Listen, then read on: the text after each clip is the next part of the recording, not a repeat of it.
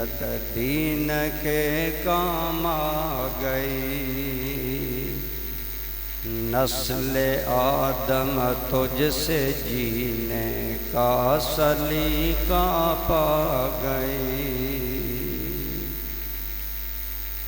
اور بھیجتا ہے تیری روح پاک پر انور سلام، بھیجتا ہے تیری روح پاک پر انور سلام، تیری مدحت پر ہو اس کی زندگی کا اختتام۔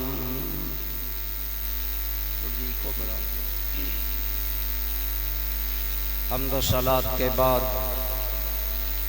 زیب مسند صدارت عکس جمال حضور سیدی ضیاء الامت حضرت قبلہ عزت مآب پیرزادہ ڈاکٹر ابوالحسن محمد شاہ صاحب الازہری دامت برکاتکم العالیہ، برکت محفل فخر السادات عزت مآب حضرت قبلہ پیر سید شجاعت الامیر گیلانی صاحب زیدہ شرفکم السامی، عزت مآب مکرم و محترم جناب سید قاسم رضا گیلانی شاہ صاحب زیدہ مجدکم العالی، میزبان محفل جناب مکرم و محترم سیٹھ محمد اصغر صاحب اور جملہ برادران اسلام، آج کی یہ تقریب سعید دو حوالوں سے انعقاد پذیر ہے، ایک ذکر امام حسین اور دوسرا ذکر حضور سیدی ضیاء الامت رحمت اللہ تعالی علیہ۔ اسی کے مطابق میں چند باتیں عرض کروں گا۔ دوستان ذی وقار، ہمارے آقا و مولا حضور سید عالم سرور عالم سب کہیے صلی اللہ علیہ وآلہ وسلم، آپ کا مقصد حیات یعنی نبی کریم کا مقصد زندگی یہ تھا کہ اللہ تعالی دین اسلام کو سربلند فرما دے، اور اس کے لیے میرے اور آپ کے کریم آقا آپ کے مقصد کو اللہ تعالیٰ نے قرآن کریم میں بیان کیا۔ جو آیہ کریمہ میں نے پہلے تلاوت کی ارشاد باری تعالی ہے، اللہ کریم فرماتے ہیں هو الذی ارسل رسولہ بالہدی ودین الحق، وہی اللہ کی ذات ہے جس نے اپنے نبی کو بھیجا، ارسلہ بالہدی ودین الحق، اپنے نبی کو اللہ نے ہدایت اور دین حق دے کر بھیجا۔ کیوں بھیجا؟ لِیُظْہِرَہُ عَلَى الدِّینِ کُلِّہ، تاکہ اللہ سارے دینوں پر اسلام کو غالب فرما دے، غالب کر دے۔ گویا دوستان گرامی قدر رسول رحمت کہیے صلی اللہ علیہ وسلم، آپ کا مقصد زیست، مقصد زندگی کیا تھا؟ اللہ کے دین کو سربلند کرنا، سرفراز کرنا، اقوام عالم میں اللہ کے دین کو عام کرنا۔ آپ جانتے ہیں میرے کریم آقا نے دین کا کام بند کمرے سے شروع کیا۔ دار ارقم ایک کمرہ تھا جو آج صفا اور مروہ میں آ گیا، اس بند کمرے میں میرے اور آپ کے کریم آقا چند آدمیوں کو بیٹھ کر دین کی بات کرتے ہیں۔ مکہ کے بازار، مکہ کا ماحول اسلام کے لیے تنگ ہے، لیکن حضور اس بند کمرے میں بھی اپنا فرض ادا کرتے ہوئے لوگوں کو اللہ کے دین کی دعوت دے رہے ہیں۔ پھر دنیا نے دیکھا میرے کریم صلی اللہ علیہ وسلم کی حیات طیبہ میں نہ صرف مکہ نہ صرف مدینہ، سارے حجاز میں سوائے اللہ کے دین کے کوئی اور دین غالب نہ رہا۔ حضور نبی کریم صلی اللہ علیہ وسلم نے اپنی جد و جہد، اپنی محنت کے ساتھ، اللہ کی تائید کے ساتھ اسلام کو اتنا غالب کر دیا کہ سارے خطہ عرب کے اندر سوائے اسلام کے کوئی دین قوت میں نہ رہا۔ بت پرستی ختم، وہم پرستی ختم، یہودیت رخصت ہو گئی عرب سے، عیسائیت چلی گئی، اور اللہ نے خود فرمایا اے میرے حبیب ہم نے آپ کو فتح مکہ دے کر تیرا دل ٹھنڈا کیا جب تیرے دین میں لوگ فوج در فوج آنے لگے۔ ارشاد باری تعالی اذا جاء نصر اللہ والفتح ورأیت الناس يدخلون فی دین اللہ افواجا۔ میرا خیال ہے بیرشی میں سبحان اللہ کہنے پر پابندی نہیں ہے، ہمارے اوپر پابندی ہوتی ہے، ہم ڈرتے بھی ہیں۔ حضرت صاحب تشریف فرمائیں، اور میں تو خصوصاً دوست مجھے کہتے ہیں تم بیرشی تقریر نہیں کرتے، میں کہتا ہوں بس ادب اور وہ ساری چیزیں ہوتی ہیں، لیکن آپ سبحان اللہ کہیں یہ کوئی بے ادبی نہیں ہے۔ انشاءاللہ سادات گیلانیہ کے آباء و اجداد کا مشن ہے اللہ کا نام بلند کرنا، اور حضور ضیاء الامت نے تو اللہ کا نام بلند کر کے دنیا میں دکھایا۔ سارے بولیں سبحان اللہ، جسے شرم آتی ہے اس کے علاوہ ہر بندہ بولے سبحان اللہ۔ عجیب بات ہے، قرآن سن کر بھی سنی سبحان اللہ کہنے کا روادار نہیں، اور لوگ دوڑوں پر کیا کر رہے ہیں؟ کچھ تھوڑا سا آپ بھی ساتھ دیا کریں، ساؤنڈ بھی آپ ماٹھا رکھتے ہیں، سبحان اللہ بھی نہیں کہتے، پھر کہتے ہیں جی تقریر بھی نہیں ہوتی۔ اب 2-3 تقریریں دن میں ہوں، بہرحال عرض میں کر رہا ہوں سمجھے، میرے اور آپ کے کریم آقا کہیے صلی اللہ سارے بولیں صلی اللہ علیہ وآلہ وسلم کا مقصد زندگی اللہ کے دین کو غالب کرنا ہے۔ اللہ کریم فرماتے ہیں اے میرے حبیب کریم، اے میرے حبیب لبیب صلی اللہ علیہ وسلم، ہم نے آپ کی آنکھیں ٹھنڈی کی اور اتنے لوگ اسلام میں آنے لگے کہ فوج در فوج لوگ آئے، افواجا، فوج در فوج۔ تو میرے کریم آقا کی حیات طیبہ میں جب سرکار ظاہری طور پر دنیا سے پردہ فرما گئے، تاریخ شاہد ہے 9 لاکھ مربع میل پر رسول اللہ کے دین کا پرچم لہرا رہا تھا۔ آپ نے اپنا مقصد حیات پورا فرمایا، آپ کے بعد آپ کے خلفائے راشدین، آپ کے خلفاء تربیت یافتہ صحابہ کرام نے دین کی کمان سنبھالی، اور رسول اللہ صلی اللہ علیہ وسلم کے خلیفہ بلا فصل سیدنا صدیق اکبر رضی اللہ تعالیٰ عنہ، آپ نے 2.25 سال حکومت کی۔ 2.25 سال کے اندر حضرت صدیق اکبر کے دور میں فتنے کھڑے ہو گئے، کوئی نماز کا انکاری، کوئی زکوٰۃ کا انکاری، کوئی ختم نبوت کا منکر، کوئی مرتد ہو گیا۔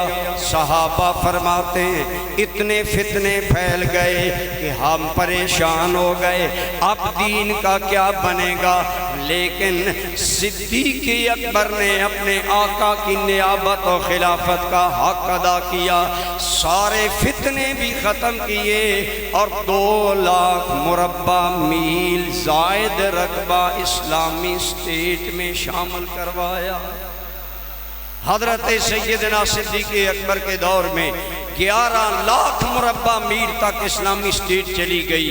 پھر حضرت صدیق اکبر کے بعد وہ ذات گرامی آئی جنہیں میرے آقا نے اللہ سے مانگ کر لیا تھا، اللہم اعز الاسلام بے عمر بن الخطاب، اے میرے مولا اسلام کو عمر بن خطاب کے ذریعے عزت عطا۔ اچھا بھائی وہ جو کر رہے ہیں انہیں کرنے دیں، آپ مجھے دیں۔ آپ نے ساؤنڈ دیکھی ہوئی، آپ بچوں کی طرح ادھر دیکھ رہے ہیں۔ سرکار کریم صلی اللہ علیہ وسلم نے جسے اللہ سے مانگا وہ کون تھا؟ عمر بن، بولیے عمر بن، اور مانگا تو کس انداز میں؟ اللہم اعز الاسلام بعمر بن الخطاب، اے اللہ عمر بن خطاب کے ذریعے اسلام کو عزت عطا فرما۔ گویا حضرت عمر کو اسلام کی عزت کے لیے اللہ نے مانگا۔ عمر نے میرے آقا کی دعاؤں کے عین مطابق اسلام کو عزت دلائی۔ میں بڑا شارٹ تمہید یہ عرض کر رہا ہوں، میرے کریم آقا صلی اللہ علیہ وآلہ وسلم کے اس خلیفہ ثانی سیدنا صدیق اکبر نے کتنا دین کا کام کیا۔ آپ سب جانتے ہیں کہ حضرت عمر کے دور میں شام فتح، ایران فتح، عراق فتح، بلکہ 4,500 سالہ ایرانی حکومت پاش پاش ہو گئی، اور اللہ نے اسلام کا پرچم سر بلند کیا۔ اور جب جناب عمر کا جنازہ اٹھا، ایک روایت کے مطابق 22 لاکھ مربع میل پر رسول اللہ کے دین کا پرچم لہرا رہا، اور ایک روایت میں 24 لاکھ بھی آیا۔ بہرحال عرض یہ ہے کہ جو رسول اللہ کا مشن تھا اسے لے کر حضور کے بعد آپ کی امت کے یہ اکابر آگے بڑھے۔ حضرت سیدنا علی مرتضیٰ، سیدنا عثمان غنی، ان لوگوں نے اپنے اپنے دور میں اپنے اپنے انداز میں اللہ کے دین کو آگے پہنچایا۔ ہر دور کے تقاضے الگ ہوتے ہیں، صحابہ کے دور کے تقاضے الگ تھے، بعد کے دور کے تقاضے الگ تھے، لیکن جب امام حسین امام علی مقام کا دور آیا اور ایک شخص عوامی رائے سے ہٹ کر برسر اقتدار آ گیا اور امام علی سے بیعت مانگی گئی، اب امام علی مقام اگر بیعت کر لیتے، حضرت سیدنا صدیق اکبر عوامی رائے سے آئے، حضرت عمر عوامی رائے سے آئے، حضرت عثمان و علی اسی طرح آئے، لیکن جب یزید پر سر اقتدار آیا، امام علی مقام سے مطالبہ کیا گیا، اے حسین ابن علی آپ بیعت کریں۔ اور میں ایک عرض کروں کہ یزیدیوں کی نظر میں یا یزید کی نظر میں جو دو بندے کھٹکتے تھے، اور یزید کو جن دو بندوں سے خطرہ تھا وہ دو آدمی کون تھے؟ جن کا نام نامینیشن کر کے گورنر مکہ کو کہا ان دو بندوں سے بیعت لو، جلدی لو تاکہ یزید کا اقتدار قائم ہو جائے۔ ان میں ایک ہیں سیدنا حسین ابن علی، بولیے سیدنا امام حسین ابن علی، اور ایک ہیں جو یزید کی آنکھوں میں کھٹکتے تھے، وہ ہے سیدنا عبداللہ ابن عمر عبداللہ بن زبیر رضی اللہ تعالی عنہما۔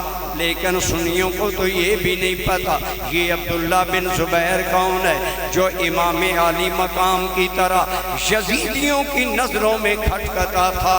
لیکن میں عرض کروں حسین ابن علی کو تو جگ جانتا ہے یہ رسول اللہ کے نواسے ہیں، لیکن دوسرا جو یزید کی نظر میں کھٹکتا تھا وہ یار غار نبی صدیق اکبر کا نواسا ہے۔ بولو کن کا نواسا ہے؟ یہ حق پرستی کی تائید نسلاً چلی، میرے نبی نے دین کا دعویٰ کیا، صدیق اکبر نے تصدیق کی۔ آج بھی دین کے لیے جو پاورفل دو قوتیں یزید کے سامنے تھیں کہ یہ میری بیعت نہیں کریں گے، ایک ان میں نواسہ مصطفیٰ ہے، بولو دوسرا نواسہ یار غار مصطفیٰ ہے۔ حضرت سیدنا عبداللہ ابن زبیر رضی اللہ تعالی عنہما انہوں نے اپنا کردار ادا کیا یزید کے خلاف، پوری بغاوت کروائی، مکے اور مدینے کے لوگوں کو کھڑا کر دیا یزید کے خلاف۔ لیکن بات آج زیادہ امام علی مقام کی ہم کرنا چاہتے ہیں۔ امام حسین رضی اللہ تعالی عنہ آپ نے بیعت نہیں کی، آپ نے فرمایا، گورنر مدینہ نے بند کمرے میں بلایا، کہا کہ آپ کو اس لیے بلایا گیا، تو حضرت امام حسین نے کیا کہا؟ گورنر مدینہ نے تو بند کمرے میں بلایا کہ اندر بیعت لے لیں گے اور بات ہو جائے گی، لیکن امام حسین رضی اللہ تعالی عنہ آپ نے فرمایا اے گورنر مدینہ، میرے جیسے بندے کی یہاں بیعت کرنا یہ اچھا نہیں ہے، ہم وہ لوگ نہیں ہیں جو تقیہ والے ہوں، تقیہ ہمارے مذہب میں نہیں، اندر اور باہر اور تم سارے مدینے والوں کو بلا کر بیعت والا معاملہ رکھو، جو بات ہوگی شیر خدا کا بیٹا اعلان کرے گا۔ یہ ہے امام علی مقام کا انداز کہ آپ انسانی حریت فکر کے لیے، انسانی آزادی رائے کے لیے اور دین کی قدروں کو بچانے کے لیے آپ کھڑے ہو گئے۔ آپ نے بیعت نہیں کی۔ اس دور میں امام علی مقام اگر بیعت کر لیتے، آلریڈی زیادہ عوام خاموش تھی، ڈر رہی تھی ہم حکومت سے ٹکر کیسے لیں، لیکن امام علی مقام آپ ڈٹ گئے اور آپ ذات کے لیے نہیں ڈٹے۔ بعض لوگ سوچتے ہیں امام حسین اقتدار کے لیے ڈٹے، یہ بھی بات نہیں ہے، بلکہ بات اصل یہ ہے کہ امام حسین نے دیکھا کہ گاڑی اسلام کی اصل لائن سے ہٹ رہی ہے، اصل لائن سے ہٹ رہی ہے۔ بعض یزیدی یہ کہتے ہیں، کیونکہ آپ ارباب علم و دانش ہیں، میرا شیف کے باسی ہیں، ایک بات میں کروں، یزیدی کہتے ہیں کہ اتنی بڑی کیا تبدیلی تھی، صحابہ زندہ تھے، تابعین زندہ تھے، حرمین آباد تھے، کون سی بات تھی کہ امام حسین نے اتنا بڑا قدم کیا؟ لیکن آپ توجہ فرمائیں، آپ کو یاد ہوگا جب ٹرین چلتی تھی، ملک بال جنکشن ہے، وہاں بہت سی ٹرینیں آتی ہیں، لیکن ابتداءً ٹرین سرگودا اور جھنگ والی، خوشاب والی ایک جگہ کھڑی ہوتی ہیں، وہاں کوئی فرق نہیں ہوتا، 4-5 انگلیوں کا فرق ہوتا ہے، لیکن جب ٹرینیں چلتی ہیں تو ایک جا کر سر خوشاب نکالتی ہے، ایک جا کر سر ملتان نکالتی ہے، ایک ٹرین پنڈی پہنچتی ہے، جھنگ پہنچتی ہے۔ ارے میں کہتا ہوں تھوڑا فرق دیکھنے والوں، تمہاری نظر میں اور حسین کریم کی نظر میں فرق تھا۔ حسین دیکھ رہے تھے آج ٹریک سے یہ گاڑی اسلام اتر رہی ہے، آج اگر اتر گئی پھر کبھی واپس نہیں آئے گی، اس لیے حسین ڈٹ گئے کہ آج کھڑا ہوں گے تو پھر یہ راستہ واضح ہوگا، پھر امت ظلم، فسق، فجور اور ان باتوں سے بچے گی۔ لہٰذا امام علی مقام کا یزید کی بیعت نہ کرنا اصولی طور پر تھا۔ کیوں؟ اس لیے کہ یزید کا جو شخصی کردار تھا، اب شخصی حکومت چل رہی تھی اور یزید کے شخصی کردار کے بارے میں تمام تواریخ متفق ہیں۔ إِنَّهُ كَانَ يَشْرَبُ الْخَمْرَ وَيُضِيعُ الصَّلَاةَ وَيَلْعَبُ بِالْقِيَانِ، یزید شراب پیتا تھا، شراب کی مستی میں نمازیں ضائع کرتا تھا۔ یزید کیا کرتا تھا؟ حدود اللہ کا خیال نہیں کرتا تھا۔ یستأثر بالفیء، مال فیء اور قومی خزانے کو ذاتی جاگیر سمجھنے لگا۔ یہ باتیں بنیادی اسلامی حکومت کے خلاف تھیں، لہٰذا امام حسین کا بیعت نہ کرنا اس لیے تھا کہ اگر آج میں بیعت کر لوں پھر دین کی قدریں واضح کون کرے گا۔ اسی لیے امام حسین کا ایک خطبہ تمام تاریخی کتابوں میں موجود ہے، کامل ابن اسیر، ابن اسیر، ابن کثیر، طبری، سب میں امام علی مقام کے خطبہ ہے۔ میں وہ عرض کرتا ہوں آپ سن لیں۔ آپ نے فرمایا وہاں غور بن یزید ریاحی کا لشکر بھی موجود ہے اور یزیدی بھی موجود ہیں۔ امام علی مقام نے نماز ظہر کے بعد خطبہ دیا۔ آپ نے فرمایا اے لوگو، میرے آقا کریم نہ جان کا ارشاد گرامی ہے، من رآ منکم منکرن سلطانن جائرن، تم میں سے جس بندے نے کوئی ظالم بادشاہ دیکھا، آگے اس کے اوصاف بیان کیے، اللہ کے حلال کو حرام کرے، اللہ کی حدوں کا پاس نہ کرے، بیت المال کو ذاتی جاگیر بنائے، عدل کی بجائے ظلم کو رواج دے۔ جب ایسا ظالم بادشاہ آ جائے اس کی حمایت کرنے والے بھی اس ظلم میں شامل ہیں۔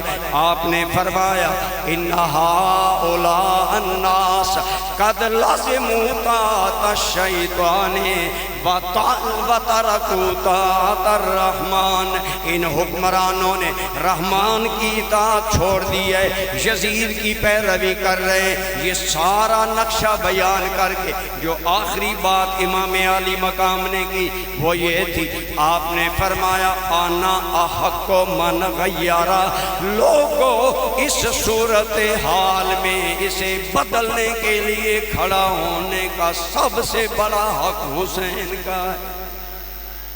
میں کہا کرتا ہوں ہاں سب سے بڑا حق امام علی مقام امام حسین کا تھا کہ آپ ظلم، فسق، شراب، بے نماز حکمران کے سامنے ڈٹ جائیں، حدود اللہ کی خیال نہ کرنے والے حاکم کے ساتھ کہ آپ ڈٹ جائیں، اور امام علی مقام ڈٹ گئے۔ دوستان، دین کی اصل خدمت جو اپنے وقت میں امام علی مقام نے اپنے نانا جان کے مشن حیات کے لیے کی کہ میرے ہوتے میرے نانا کا دین بدلے، یہ مجھے گوارا نہیں۔ میں کہتا ہوں ہاں حسین کریم پر فرض ہے۔ آپ نے کیوں کہا تھا سب سے زیادہ آج صورتحال بدلنا میرا حق ہے؟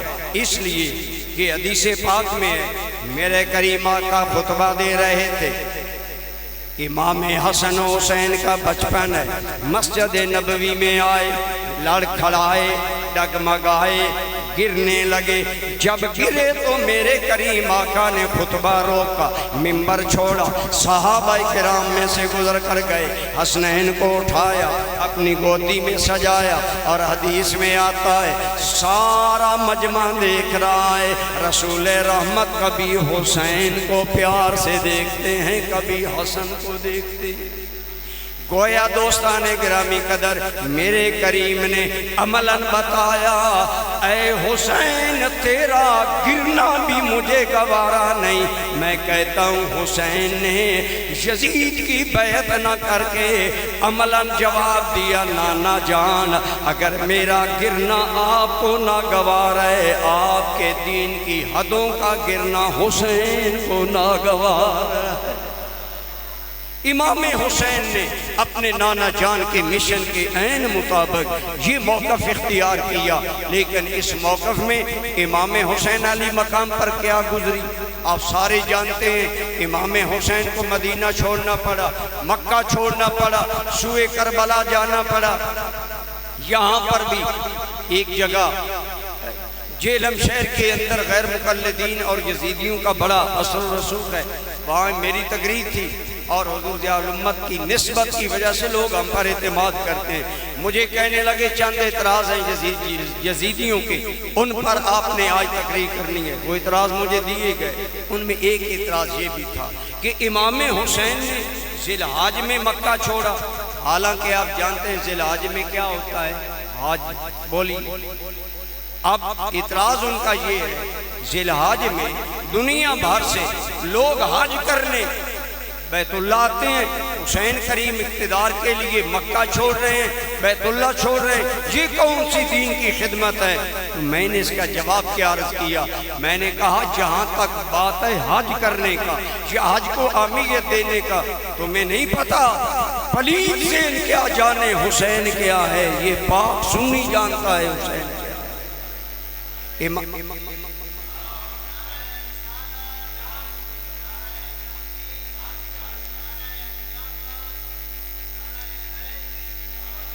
برادران اسلام عرض کر رہا ہوں، میں نے کیا جہاں تک ہے حج کی اہمیت، امام حسن اور حسین دونوں بھائیوں نے یہ سیرت ہمارے خطبہ بہت کم بیان کرتے ہیں، یہ بیان کرنی چاہیے تاکہ پتہ چلے۔ حسنین کریمین کی زندگی کا 10 محرم کا دل ہی بیان کرنے کے قابل نہیں، حسین کریم کی ساری زندگی قابل بیان۔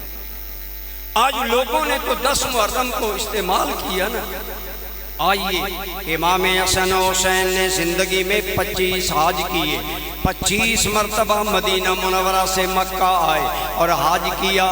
کس انداز میں کیا؟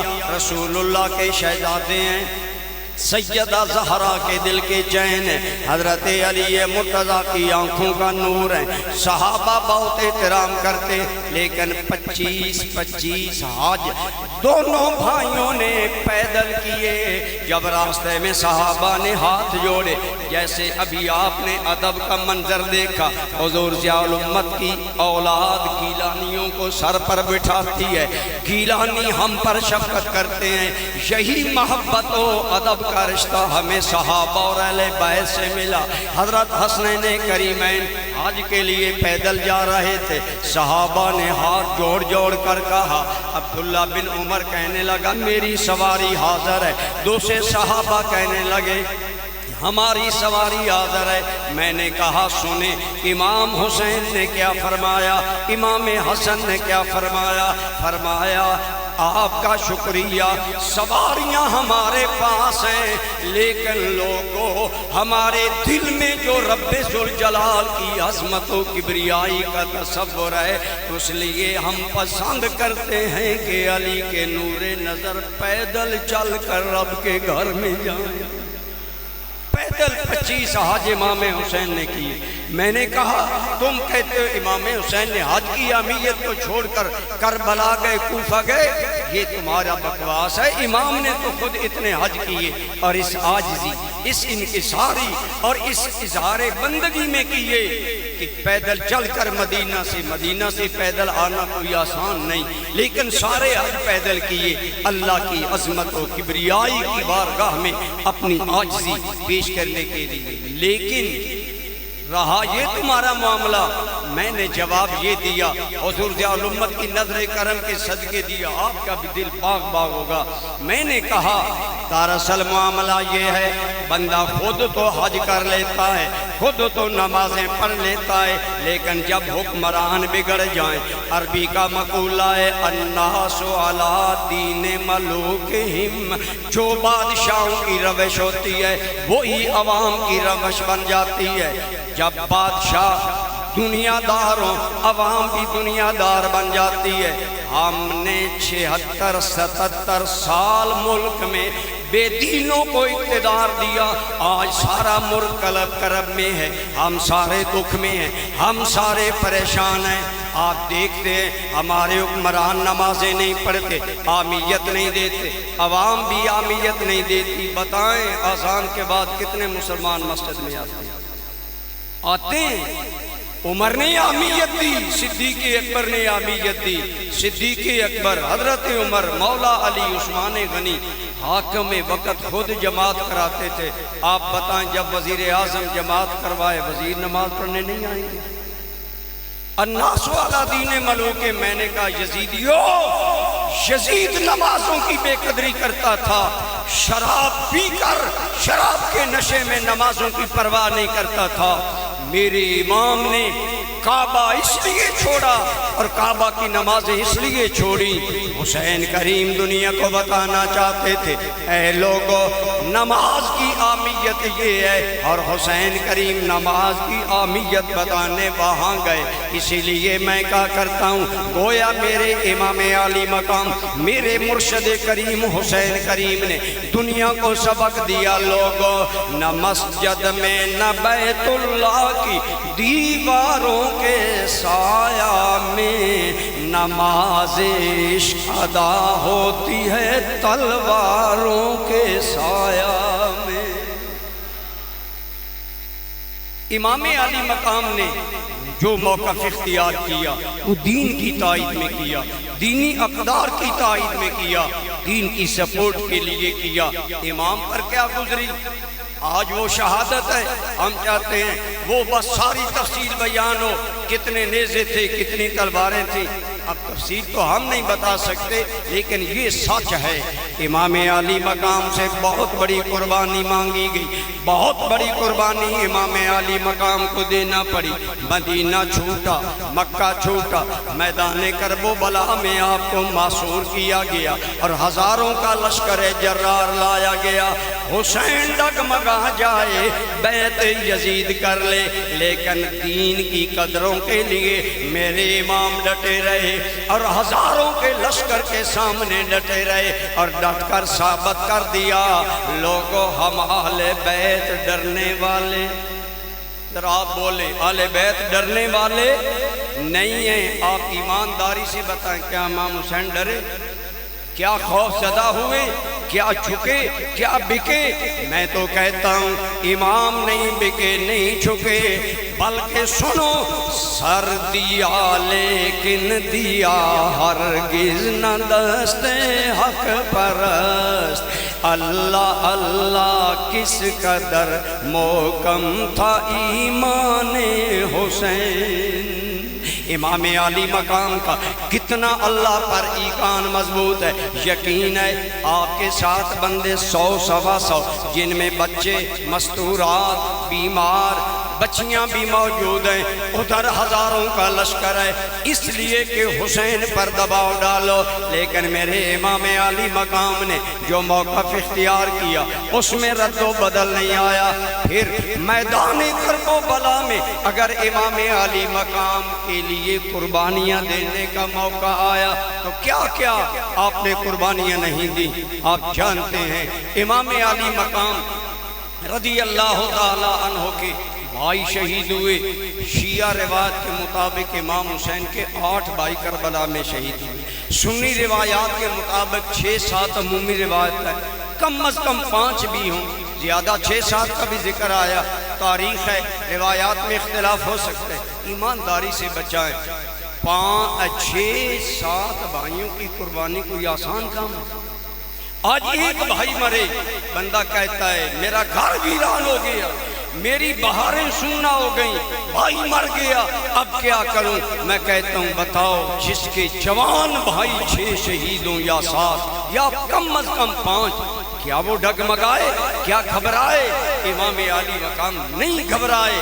اور پھر بھتیجے بھانجے خود آپ کے اپنے بیٹے سوائے امام زین العابدین کے سارے شہید ہو گئے، ایک امام زین العابدین بچے اور امام علی مقام کے جو بیٹے شہید ہوئے ان میں حضرت علی اکبر کا نام آتا ہے جو 18 سالہ نوجوان ہے اور مصطفیٰ کریم کے جمال کا مظہر ہے، جو حضرت علی اکبر کو دیکھ لیتا ہے اسے نبی کا جمال یاد آ جاتا ہے۔ لیکن ایمان سے بتائیں امام علی مقام کے لیے کتنا مشکل مرحلہ ہے۔ امام علی مقام کی عمر مبارک کربلا میں 56 سال 5 ماہ 5 دن ہے، گویا 56.5 سالہ بوڑھا ابا جب جوان اکبر کا لاشا اٹھا رہا ہوگا، بتا دل کا عالم کیا ہوگا۔ لیکن یہ سارے زخم سہ لیے، بھتیجے شہید ہو گئے، بیٹے شہید ہو گئے، بھانجے شہید ہوئے، لیکن کیا حسین ڈگمگائے؟ میں کہتا ہوں نہیں، اللہ کی قسم، اللہ کے دین کی قدروں کو سلامت رکھنے کے لیے امام نے کتنی بڑی قربانی دی۔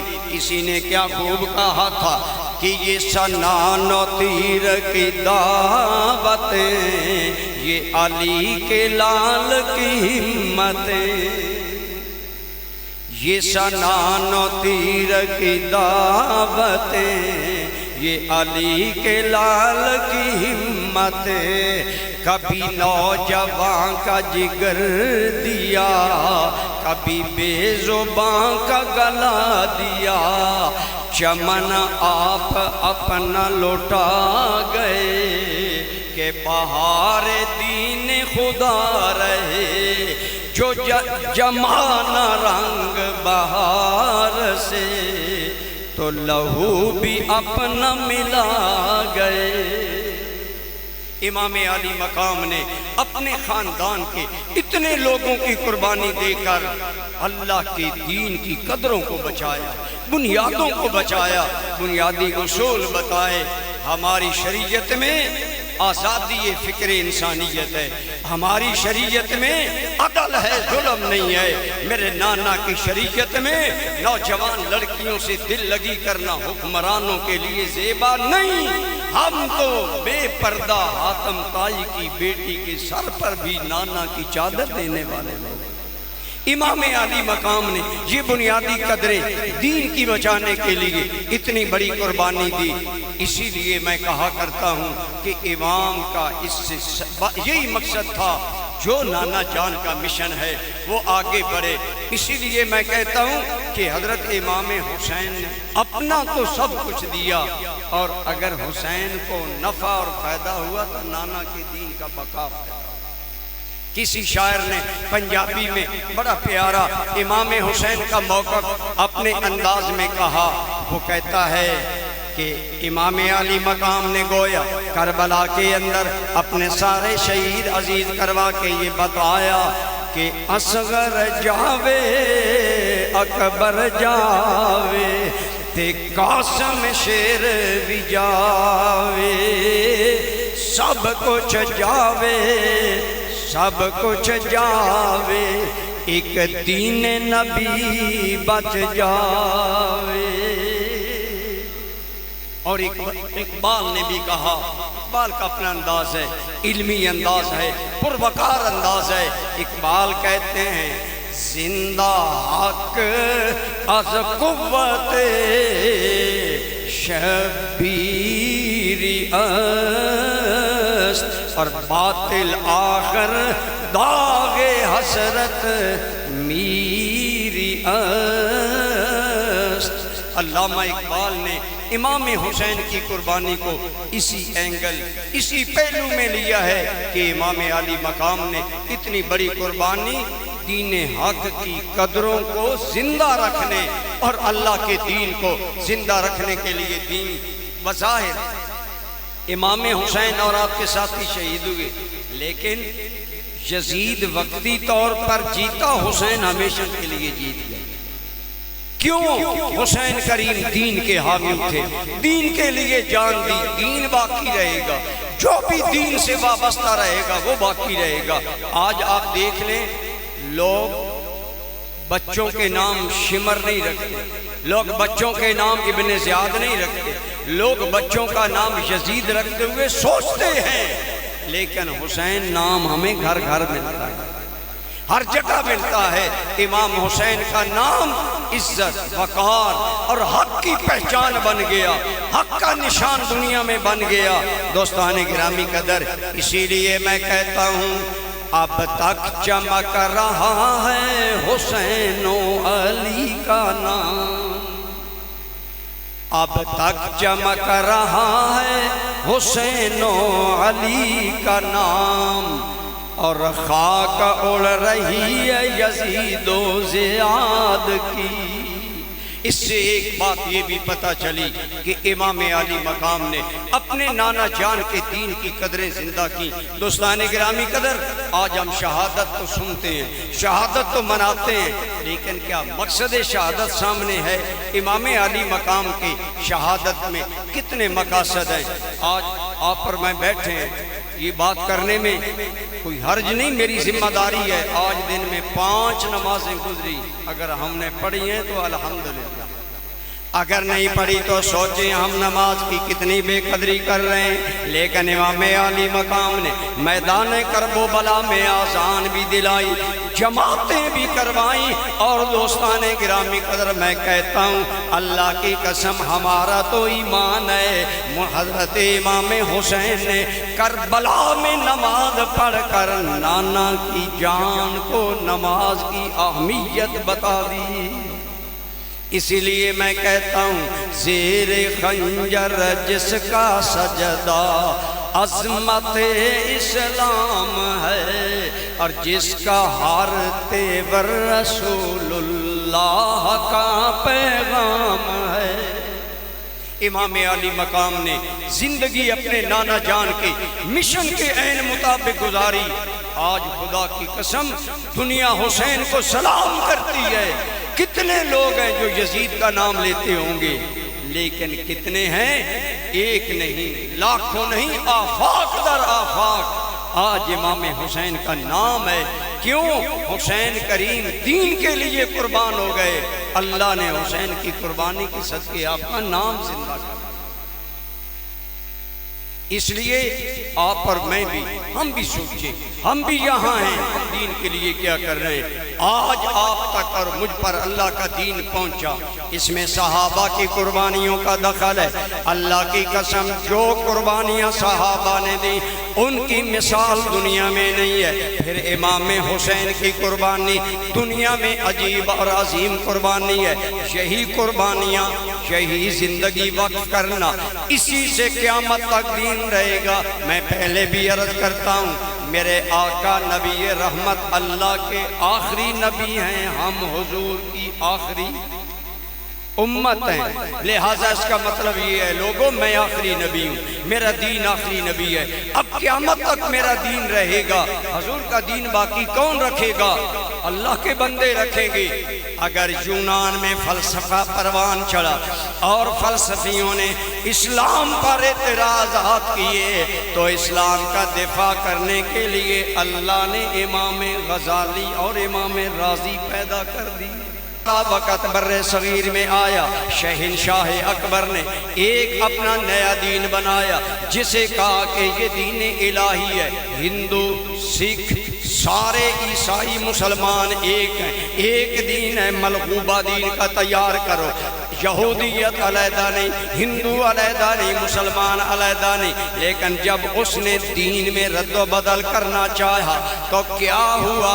ہندوستان میں سرحد میں حضرت عمر کی نسل سے ایک عظیم انسان اٹھ کر کھڑا ہوا جس کا نام ہے شیخ احمد سرہندی، جنہیں دنیا مجدد الفسانی کے نام سے یاد کرتی ہے۔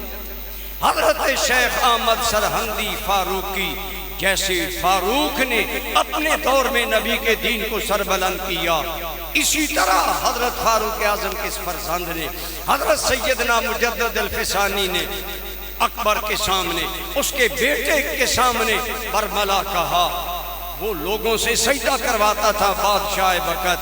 حضرت مجدد صاحب نے فرمایا بقول اقبال کہ ماں سے واللہ رام و سلمان بندہ نیست، اور پیش فرعون نے سرش افکندہ نیست۔ بندہ مومن کا سر اللہ کے علاوہ کسی کے سامنے نہیں جھکتا۔ حضرت مجدد الفسانی نے مخالفت کی، دین کا دفاع کیا، دین کا بقا کیا، دین زندہ ہو گیا، دین نو تازہ ہو گیا۔ میں عرض کر رہا ہوں جب کوئی فتنہ آتا ہے اللہ اپنے بندوں میں سے کوئی بندہ ایسا پیدا کرتا ہے۔ اگر فتنہ یزیدیت کے رنگ میں آیا اللہ نے اسلام کو حسین کے دم سے تازگی عطا فرمائی۔ اگر فلسفے کے رنگ میں اسلام پر آڑا وقت آیا تو امام غزالی، امام رازی میدان میں آئے۔ اگر منکرین حدیث آئے تو حضرت عمر بن عبدالعزیز نے جمع حدیث کا کام کیا۔ 1400 سالہ تاریخ بتا رہی ہے۔ اسی طرح جب تیرے میرے ہندوستان پر انگریز کا غلبہ تھا اس نے حکومت ایسی بنائی، آج تک ہم اس کے ذہنی غلام ہیں۔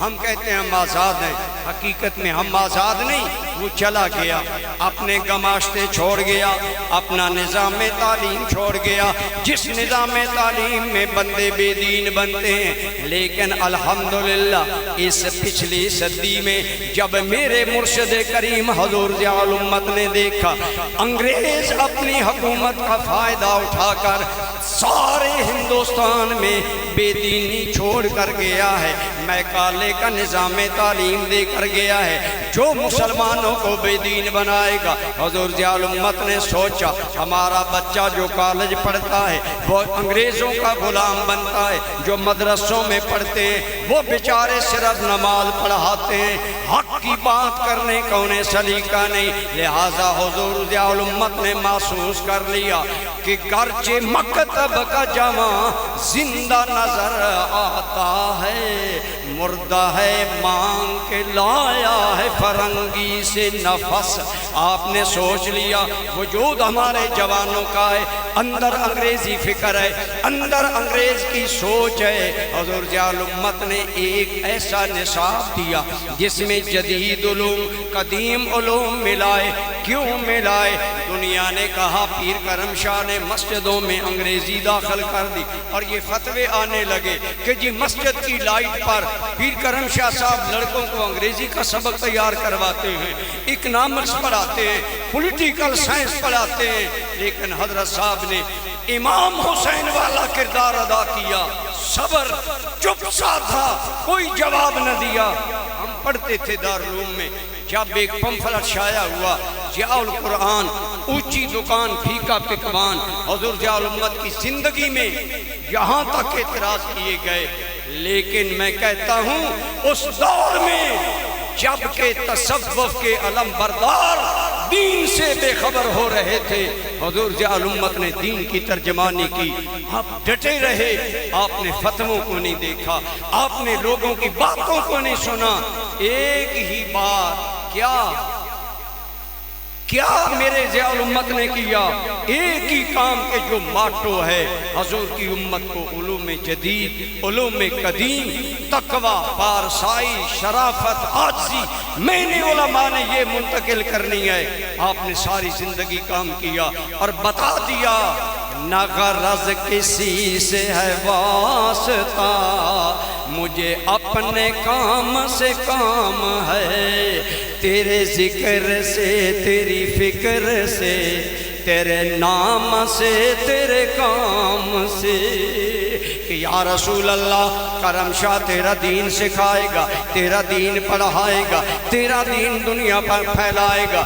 اور جو کہا کرتے تھے کہ مسجدوں میں انگریزی، ایک مرتبہ آپ دورہ حدیثی میں سبق خود پڑھاتے تھے، میں نے الحمدللہ بخاری شریف آپ کے پاس پڑھی ہے۔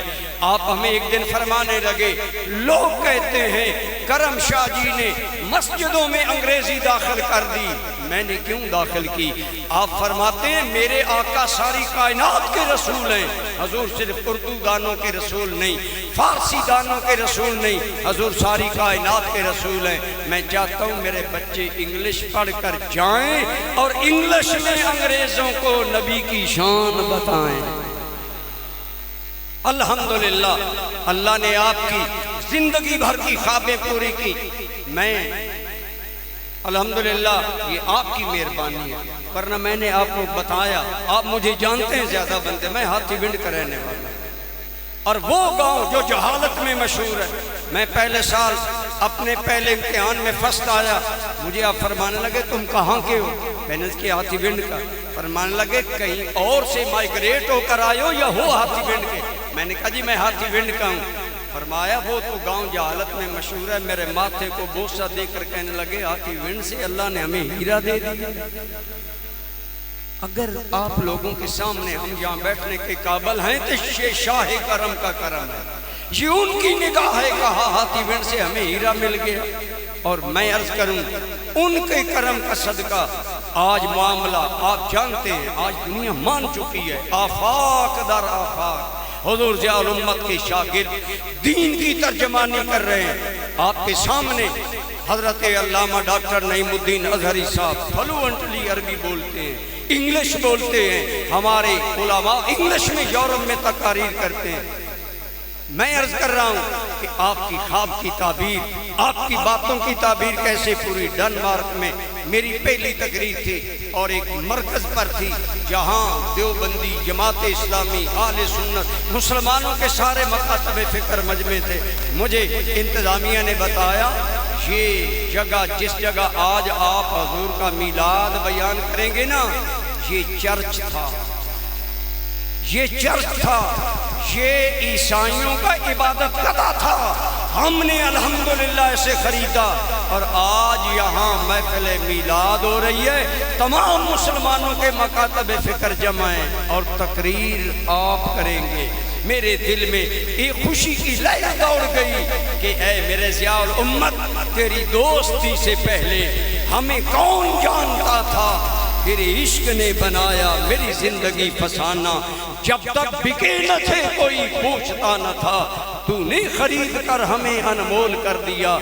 آج ڈنمارک میں ایک چرچ میں رسول اللہ کی تعریف کرنے کا شرف اللہ نے اگر حضور ضیاء الامت کے نام خار کو دیا ہے تو ایمان سے بتائیں رسول اللہ کی روح حضور ضیاء الامت پر راضی ہوگی؟ الحمدللہ جو رسول اللہ کا مقصد حیات دین تھا میرے مرشد نے زندگی کا وہی ماٹو بنایا۔ آپ مریدوں کے پاس جاتے تھے، آپ فرمایا کرتے تھے میں تم سے شیرینی لینے نہیں آیا، مجھے ایک ایک بچہ دو، تم مجھے جاہل بچہ دو گے، کرم شاہ تمہیں عالم بنا کر واپس۔ یقین جانے قبلہ حضرت صاحب پیروں کی منتیں کرتے تھے۔ ہمارے ایک پیر بھائی ہیں مری میں وہاں دورہ پر گیا تقاریر وغیرہ کا، اس نے مجھے بتایا، میں ساتھ تھا، حضور ضیاء الامت رحمۃ اللہ تعالیٰ علیہ نے مجھے فرمایا فلاں جگہ فلاں صاحبزادہ صاحب گدی کے رہتے ہیں، ان سے ملنا ہے۔ اب وہ کہنے لگے احتراماً، میں نے کہا کہ وہ تو ایک عجیب کماش کے صاحبزادے ہیں، حضور ضیاء الامت کی قدر نہیں کریں گے، ہمیں تکلیف ہوگی، لیکن آپ نے فرمایا جاؤ، جا کر انہیں بتاؤ میں ملنا چاہتا ہوں۔ کہتے میں انہیں بتایا، انہوں نے کہا ٹھیک ہے، آپ انہیں کہیں کل فلاں ٹائم آ جائے۔ کہتے ہیں ہم تیار ہوئے، وہ بالکل ناخیز نوجوان سے تھے صاحبزادے، لیکن حضور ضیاء الامت وہاں تشریف لے گئے، وہ اتنے دنیا میں مستغرق تھے کہ حضور ضیاء الامت کو انہوں نے بٹھایا تک نہیں، بات نہیں کام کی سنی۔ وہ کہتے ہیں ہم نے جو سنا، حضرت صاحب انہیں احترام سے ملے، فرمایا صاحبزادہ صاحب اللہ نے آپ کو، آپ کے آبا و اجداد کو، آپ کے بزرگوں کو جو عزتیں دی ہیں دین کی وجہ سے دی ہیں، میں کرم شاہ دین کا ادنا خادم ہوں، آپ کے پاس آیا ہوں ایک سوال لے کر، اور وہ سوال یہ ہے کہ آپ اپنا بیٹا مجھے دیں، میں اسے عالم بناؤں۔ وہ ساتھی کہتے ہیں انتہائی لاپرواہی سے صاحبزادہ صاحب نے منہ پھیر لیا، کہنے لگے پیر صاحب سوچیں گے، لیکن زمانے کی یہ بے اعتنائیاں، لوگوں کی بے نیازیاں، سرد مہریاں جس انسان نے سینے پر جھیلی اور پھر نبی کے دین کا پرچم سر بلند کیا، آج اسے دنیا ضیاء الامت کیوں نہ کہے؟ آج میں مسجد میں بیٹھا ہوں، اللہ کی قسم اٹھا کر کہتا ہوں، میں اپنے ہاتھی بنڈ والے لوگوں کو کہتا ہوں حضور ضیاء الامت زندہ تھے، روزانہ ہاتھی بنڈ سے گزرتے تھے، تمہیں توفیق نہیں ہوتی تھی کہ سلام تک لو، قدر نہیں تھی، لیکن میں ناروے میں تھا، ایک جگہ میں تقریر کرنے کے لیے گیا، ایک ساتھی جوان کہنے لگا ڈرائیونگ میں کروں گا، دوستوں کو کہنے لگا، انہوں نے کہا ٹھیک ہے، وہ ڈرائیونگ کرنے لگا، میرے ساتھ بیٹھا، مجھے کہنے لگا ریشی صاحب مجھے یہ شرف ہے کہ میں نے ناروے میں حضور ضیاء الامت کے لیے بھی ڈرائیونگ کی، اور آج کی ڈرائیونگ میں نے مانگی ہے کہ میرے مرشد کریم کا ایک شاگرد آ رہا ہے، آج ڈرائیونگ میں کروں گا۔ پھیرا شیف والوں میں اللہ کے گھر میں بیٹھا ہوں، پھر اس نے حضور ضیاء الامت کی باتیں شروع کر دی، بس تھوڑی سی کر سکا اشک بار ہوگی، رونے لگا، کہنے لگا حضور ضیاء الامت کے ساتھ جو دن گزرا اس کی چسکا اور مستی آج بھی من میں محسوس۔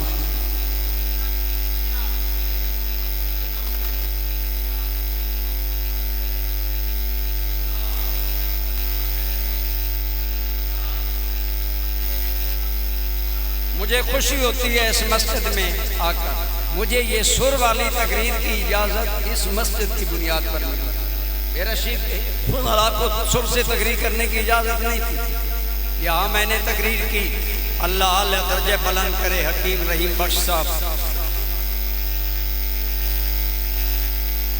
قبلہ برکات احمد بغوی صاحب ان کی صدارت تھی، حکیم الحاج رحیم بخش صاحب، میں آیا باہر، وہ لمبی بات ہے، مجھے انجمن فدایان رسول کے نام سے پیار، یہ میرے حضور ضیاء الامت کی بنائی ہوئی تنظیم ہے، میرے ضیاء الامت کا شہر ہے، آپ لوگ بھی ہمارے لیے قابل احترام ہیں، لیکن میرے دوستو اللہ کی قسم میرے مرشد فرمایا کرتے تھے بیٹا اللہ کا وعدہ ہے قیامت تک اللہ کا دین رہے گا، کوئی مانے نہ مانے، اللہ کا وعدہ ہے، لِيُظْهِرَهُ عَلَى الدِّينِ كُلِّهِ وَلَوْ كَرِهَ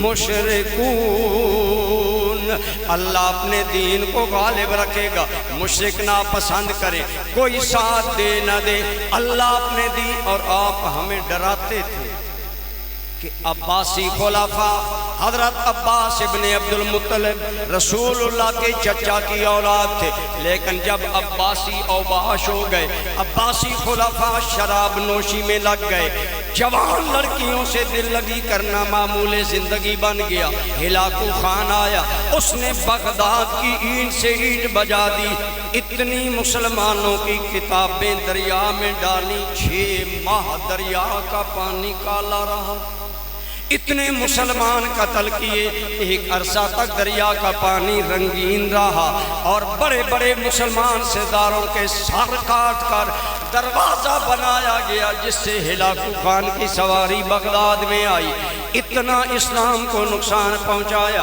لوگ سمجھتے تھے آج کے بعد اسلام اٹھ نہیں سکے گا، لیکن اللہ کا کرنا، اسی ہلاکو خان کے پوتے کو ایک ولی اللہ کے ذریعے اللہ نے اسلام عطا کر دیا۔ تگودارا خان اس کا نام تھا، پھر اس کا نام احمد پڑا، اس نے اسلامی نام رکھا، اور پھر اسی سے دین کا کام ہو گیا۔ آپ یہ شعر ہمیں سناتے تھے، آیا ہے قصہ تاتار کے افسانے سے، پاسباں مل گئے کعبے کو صنم خانوں سے۔ اللہ نے بت پرستوں کو اٹھایا، کعبہ کا متولی بنا دیا۔ آپ فرماتے تھے جو بھی بندہ دین کا کام نہ کرے اللہ اسے ریجیکٹ کر دیتا ہے، کسی اور غریب سے کام لے لیتا ہے۔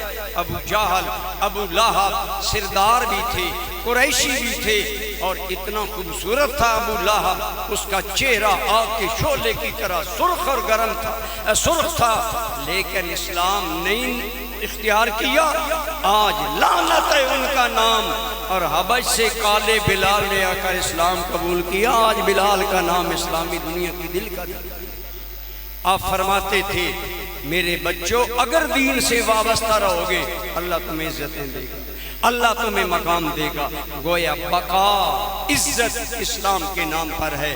آج اقوام عالم میں حضور ضیاء الامت کا جو نام روشن ہے، اس کی بھی وجہ خدمت دین ہے۔ انجمن فدایان رسول بے رشید کے ہمارے محسن لوگوں، ہم آپ کی عظمت کو سلام بھی کرتے ہیں اور پیغام ضیاء الامت بھی دیتے ہیں کہ دین سے جڑے رہو، دین سے جڑے رہو گے تو دو جہاں بہتر ہوں گے۔ میرے مرشد کی زندگی کا ایک ہی ماٹو تھا، میری زندگی کا مقصد تیرے دین کی سرفرازی، میں اسی لیے مسلمان، میں اسی لیے نمازی۔ میں انجمن فدایان رسول کے ان بزرگوں کو، سیٹھ اصغر صاحب کو ہم دیکھتے ہیں، ہمیں وہ صاحب کا خدمات یاد آتی ہیں، اور تحریک حی علی الفلاح کے نوجوانوں، عمران عزیز، ان کے تمام دوستوں کو ہم سلام کرتے ہیں۔ جو بھی رسول اللہ کے دین کا خادم ہے وہ ہمارے لیے قابل احترام ہے۔ وما